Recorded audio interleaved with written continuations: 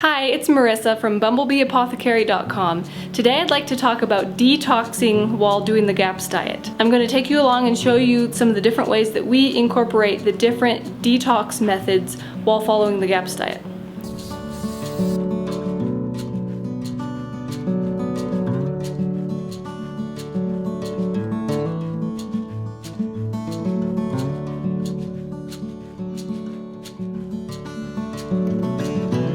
Oftentimes, if somebody's following the GAPS diet and they're not seeing the results that they want, it's because detox is the missing piece. So hopefully you find this helpful. So it's important to remember that just following the GAPS diet itself is a way of detoxing because it clears up the gut from being a source of toxicity for the body and makes it to be a source of nourishment for the body like it's supposed to be. An unhealthy gut is its own source of toxins, and a healthy body will be able to deal with toxins and get rid of them effectively. So just by following the GAPS diet, you're restoring your body's detoxification system and cleaning up toxicity. So that's a really important thing to remember. Another thing that is really important as far as detox on GAPS are detox baths. Dr. Natasha recommends doing these often, even as often as 3 times a day if you're experiencing detox or die-off symptoms. It can really help relieve them and help you feel better if you're experiencing those things. We try to do them once a day when we're going through intro. Sometimes we'll do them more if we feel like we need it. We like to use baking soda, Epsom salts, apple cider vinegar, bentonite clay, seaweed powder, and then sometimes we also do magnesium flakes and dead sea salt. Dr. Natasha recommends working up slowly. She recommends to start with a very small amount of these different detox things and then work up slowly to 1 full cup of each item, using 1 item at a time. And that's because when you first start doing these, you might actually cause some more detox reaction once you start doing detox baths. So it's a good idea to work up slowly. And then here is our collection of detox bath stuff and ingredients that we just keep right here in our bathroom. Another thing that's really important when it comes to detoxing on the GAPS diet is just taking measures to reduce our body's general toxic load as a whole. So some of those can be thinking about the items that we use, what they're made out of, the clothes that we wear, the toys we play with, the places we go, whatever we're exposed to. Something else that's really important to think about when you're considering detoxing and reducing your toxic load is the personal care products that you use. So your skin is your body's largest organ and it will absorb very quickly whatever you put on it. So you want to go for the purest, most natural personal care products that are out there.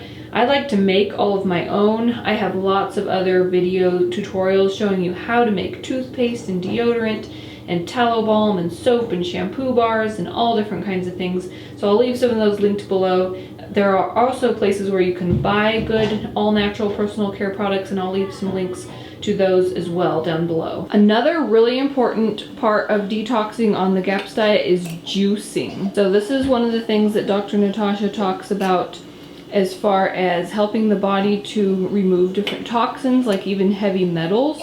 Juicing is a really effective way of doing that. It's also a very gentle way, which is really nice because when you are detoxing, you don't want to cause things to go too quickly or be too severe, and juicing is a great way to do that. Another nice thing about juicing is that it tastes great and kids will readily drink it. They really enjoy it.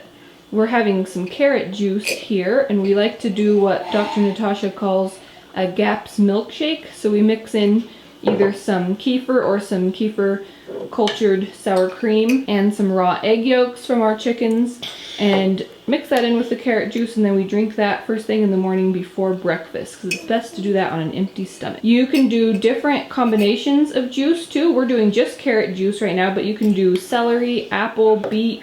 That's a really good combination with carrots. And then you can also switch it up and do greens and other fruit. You can do lots of different combinations to keep it interesting and enjoy the different benefits from different fruits and vegetables. Another part of detoxing while on the GAPS diet that can be helpful for some people is heavy metal chelation. Now there's lots of different thoughts and methods out there for chelating heavy metals, and a lot of them are not a good idea because they're either not very effective or dangerous or both. There's different substances like cilantro and different herbs that people have tried to use as chelators in the past, but these are what Dr. Becky Plotner refers to as imperfect chelators. So what they'll do is they'll grab heavy metals from the fatty tissues where the body stores them, and then they'll take them out and then they'll drop them. So it's like a clumsy claw type of a looking situation, and that's not good because that will redistribute those heavy metals in your body where they can go to other places like the brain and cause problems while they're out floating around and different things like that. So you want to make sure that you're following a chelation protocol that is safe and effective. The one that Dr. Natasha recommends is actually the Andy Cutler chelation protocol, and we did that with my husband and he experienced a lot of good results with that, and I can talk about that further in another video if you're interested. But we really loved it because it was very effective and very gentle, very safe. This is one thing that Dr. Natasha does recommend working with a certified GAPS practitioner if you're thinking that heavy metal chelation might be something that would benefit you. She recommends following the GAPS diet itself for at least 2 years, because oftentimes with many people, just restoring the body's gut health and the body's own detoxification system and getting that working properly again is enough to start the body getting rid of heavy metals on its own without any need for actual chelation. But with some people it is very, very helpful. So again, she recommends working with a certified GAPS practitioner if you think that might be the case for you. And with children, she doesn't recommend trying to do any type of chelation under the age of 5.